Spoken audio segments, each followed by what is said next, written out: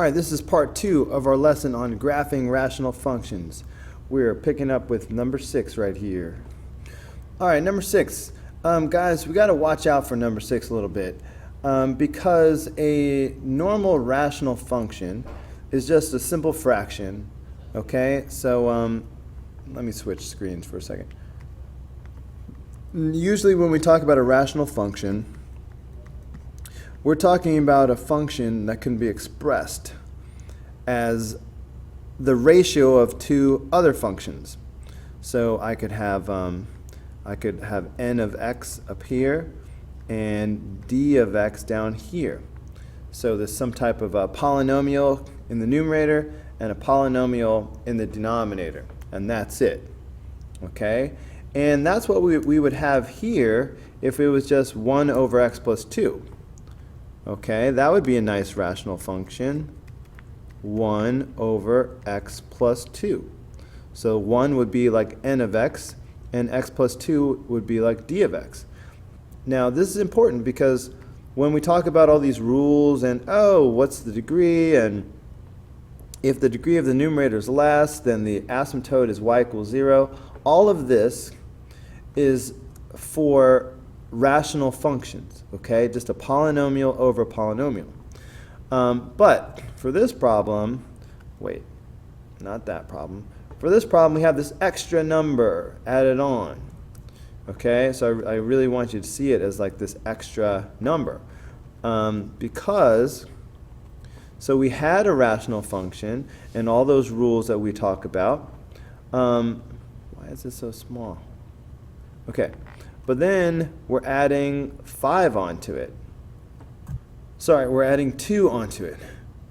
So that's going to take whatever the horizontal asymptote was, and it's going to shift it up 2. All right, because that's what this does.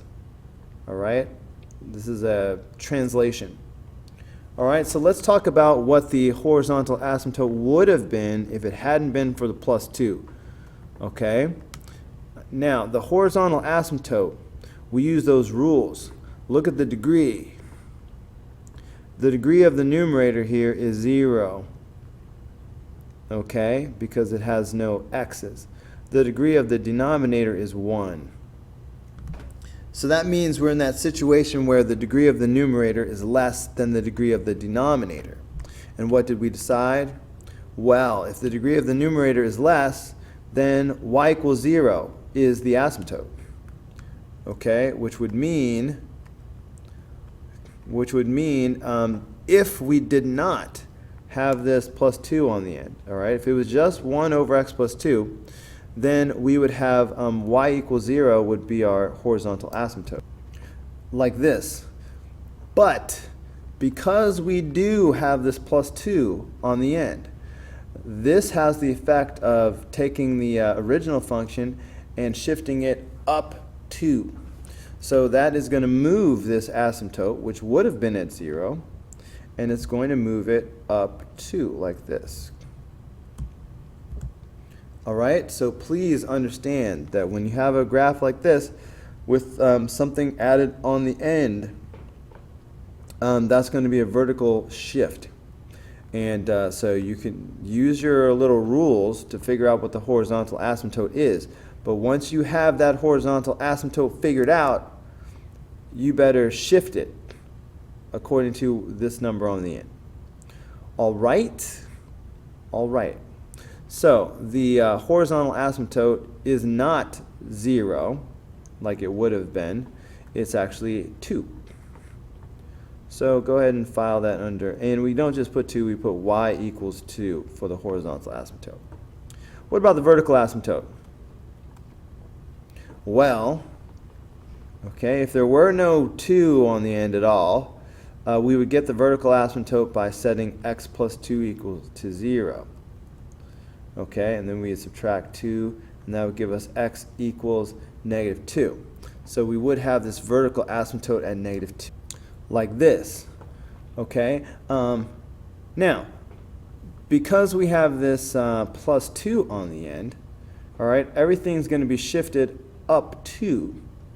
Now, is shifting up 2 going to have any effect on this vertical asymptote? No, vertical asymptote goes up and down forever. So moving this up 2 or down 2, it's still the same vertical asymptote. So we'll still have a vertical asymptote at -2. Okay. So x equals -2. Don't just put -2. Why did I put that under symmetry? I meant x equals -2. Don't just put -2, put x equals -2. Okay. Now let's talk about x-intercepts. All right. If you want to find x-intercepts, you set the numerator equal to 0. Well, that doesn't really apply to this anyway. Okay, you know what, we're going to have to go back to old school. Again, the setting the numerator equal to 0 thing, that applies to rational functions. Okay, that applies to, with nothing added on the end like that. So in this case, we have to just use the general idea that if you want to find the x-intercept, you let y equal 0. Okay, let's just go back to that. So in general, guys, for any function, if you want to find the x-intercepts, let y equal 0 and solve. So in this case, f of x, this is y. So if I let this equal to 0, then this becomes 0 equals 1 over x plus 2 plus 2. If I solve this, I'll have my x-intercepts. All right, so how will I solve this? I will subtract 2 from both sides. Okay, that's going to give me -2 is equal to 1 over x plus 2. Okay, now I would probably just do the reciprocal of both sides, but I won't do that right now. Next thing I might do is multiply both sides of the equation by x plus 2. So I'm going to multiply, because I'm multiplying by the denominator. So multiply times x plus 2 times x plus 2 on both sides. That way these will cancel out. And so that means over here I have -2 times x plus 2 equals 1. And I could have just distributed immediately, but I saved it for the next step. So that'll be -2x, minus 4 equals 1. All right, so then I would add 4 to both sides. So that gives me -2x equals 5. And finally, I would divide both sides by -2. So that gives me x equals -5 over 2. So that is my x-intercept, all right, because I let y equal 0. All right, so fine. My x-intercept is -5 over 2, comma 0. Now 5 over 2 is 2.5. Understand?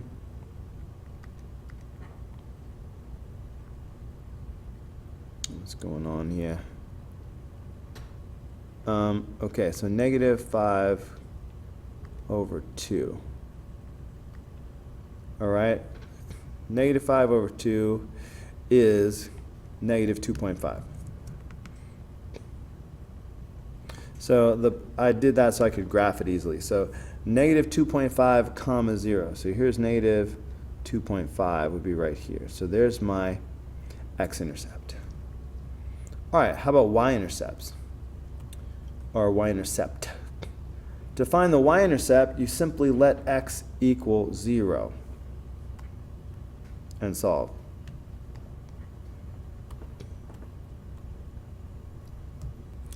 All right, so again, to find the y-intercept, let x equal 0 and solve. So if I let x equal 0, then what I have is y equals 1 over 0 plus 2 plus 2. So that's just y equals 1/2 plus 2. Okay, so that's y equals 2.5. You know, 2 plus 1/2 is 2.5. And as a decimal, 2.5, that's just 2.5. So 2.5 is my y-intercept.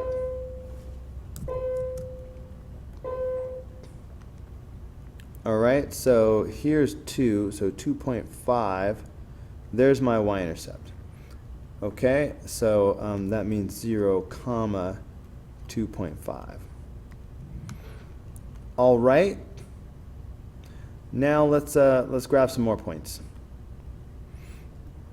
Alright, so I'm going to need 2 points to the left and 2 points to the right. So to the left of -2, I've got -3 and -4. So I'm going to do -4 and -3. Now to the right, I'm going to need a -1, and normally I would do 0, but I've already got that. So I'm going to do -1 and +1. Okay, so these will be my 4 additional points. So let's go ahead and put the equation in our calculator. 1 over x plus 2 plus 2. Okay, so 1 over x plus 2 plus 2. Okay, where did I say we're going to start? We're going to start at -4.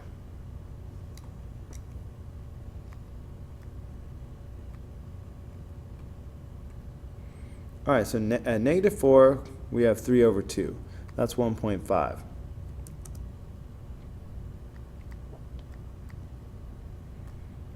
All right, so at -4, we're at 1.5. Great. How about -3? That's 1. Okay, so at -3, we're at 1. All right, so these 3 points here give me a pretty good idea of what this branch is doing. All right, I'll just use the asymptotes to guide me. Okay. Now at -1, I've got 3. Okay, so -1 is at 3. At +1, I'm at 7/3, toggle it, that's 2.3. Okay, so at 1, I'm at 2.3. It's right about there. All right, so these 3 points give me a pretty good idea of what this branch is doing.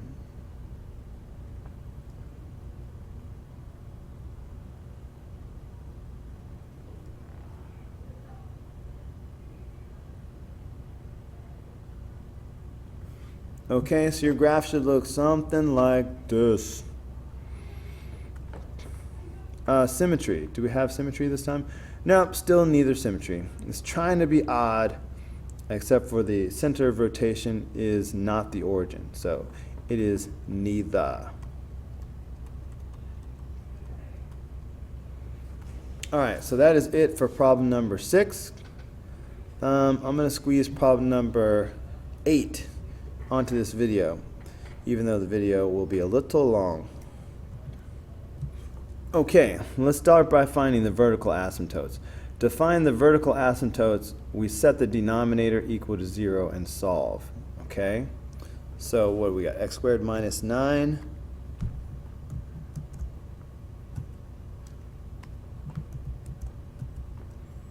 Okay, so we're going to set that denominator equal to 0. So x squared minus 9 equals 0. And we're going to solve. Now, I could add 9 to both sides and take the square root. Or in this case, I could also factor. This factors as x plus 3 times x minus 3. All right? I'd have to set these factors equal to 0 to solve. So that's going to give me x equals -3 and x equals +3. This is how you find your vertical asymptotes. setting the denominator equal to 0. Okay, so our vertical asymptotes are x equals 3 and x equals -3. Don't forget the x equals part. So let's go ahead and draw those vertical asymptotes. Okay, there you go, vertical asymptotes at 3 and -3. Now, how about the horizontal asymptote? Now, remember, the horizontal asymptote, that's where we have to think about the degree. Is the degree of the numerator less, equal to, or greater than the denominator? Well, let's see. In this case, the degree of the numerator is 1, and the degree of the denominator is 2. Okay, so the degree of the numerator is less than the denominator. And if the degree of the numerator is less, then y equals 0 is the asymptote. Okay, so the asymptote is y equals 0. So let's go ahead and graph that. All right, so that's the asymptote situation. Now let's talk, let's write that down. So y equals 0 for the horizontal asymptote. Now let's talk x-intercepts. If you want to find the x-intercepts, we set the numerator equal to 0. If I set the numerator equal to 0, that's 0. Okay, that's it. So that means 0 is going to be an x-intercept. Don't worry that this is on the horizontal asymptote. Okay, when you have these vertical asymptotes like this, like a sandwich, very often this horizontal asymptote is there. It only really winds up applying to the left and to the right of these vertical asymptotes. So kind of ignore the horizontal asymptote here in the middle. It's not really being an asymptote inside of here. Okay, I know, it's weird. So fine, we've got that, we've got the x-intercept. Now, to find the y-intercept, you substitute 0 for x, and you see what you get. Okay, so if I want to find the y-intercept, I'm going to substitute 0 for x. Well, that's going to give me 0 divided by -9, which is just 0. So my y-intercept is, in fact, 0. Okay, so really both the the x-intercept, which we knew would be something comma 0, all right, the x-intercept turned out to be 0. So 0 comma 0. Same thing, the y-intercept, which we know is like 0 comma something, turned out to be 0. So the x and y-intercept are both the origin, and we've already plotted it. So we need more points though. So I'm going to need at least 2 points on the left. So if this is -3, how about -4 and -5? Why not? So let's do -4. Sorry, I want to go in order. So I'm going to say, let's do -5 and -4. Okay? I'd like to have 2 points over here to the left of this intercept. So I'm going to do -2 and -1 as well. So -2 and -1. Okay? And I want to do 2 points on the right. So 1 and 2 would be good. And I want to do 2 points over to the far right. So I want to do 4 and 5. Okay, I'm going to have to add an extra box on because I ran out of room. That's fine. So let's find all these values. Let's use the TI-30. So let's see, what do we have here? We have x over x squared minus 9.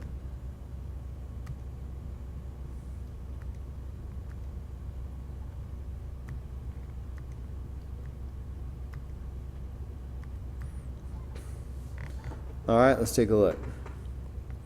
Now, I had said that I wanted to start at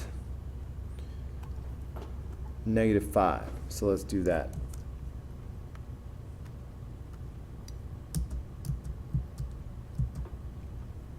Okay, at -5, I've got -0.3.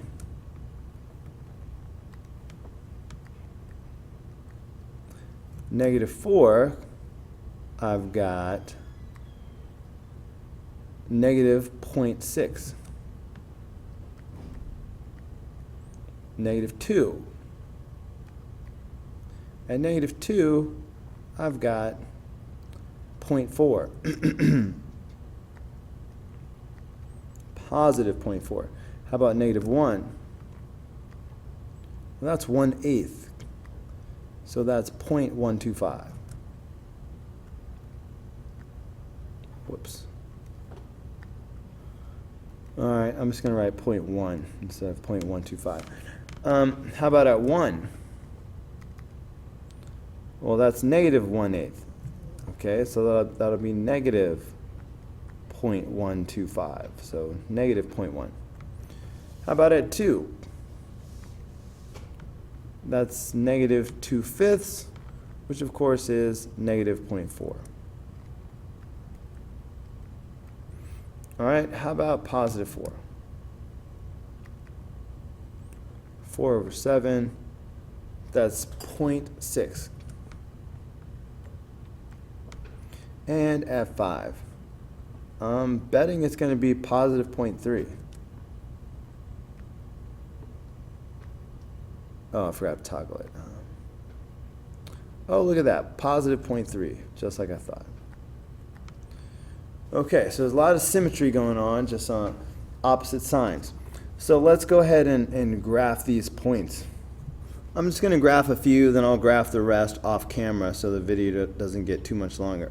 So negative 5 is at negative 0.3. So here I am at negative 5, and then negative 0.3 is just down a little bit.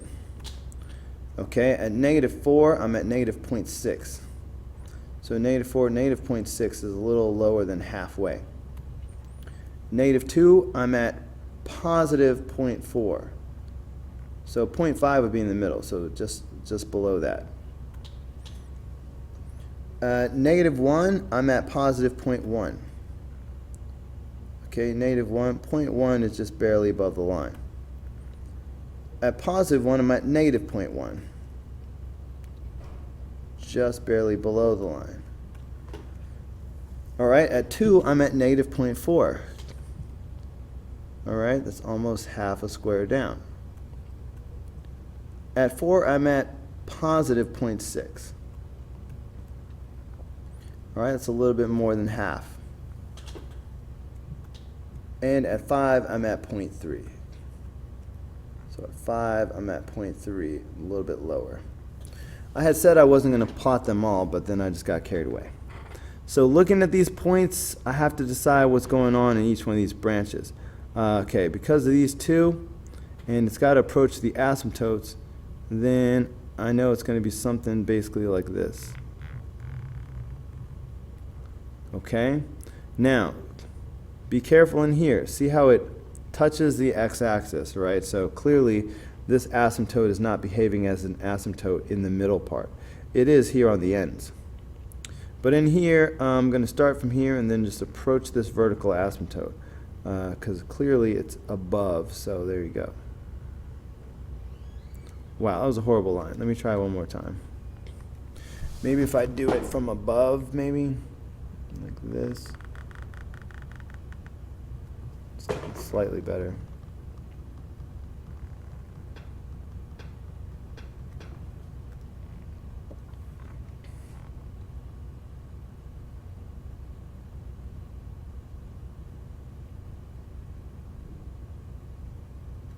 Oh, that was great. I'm not changing this one. It shouldn't be that angular, but whatever. And then over here, it's doing the similar kind of thing. It's just hard to draw these guys.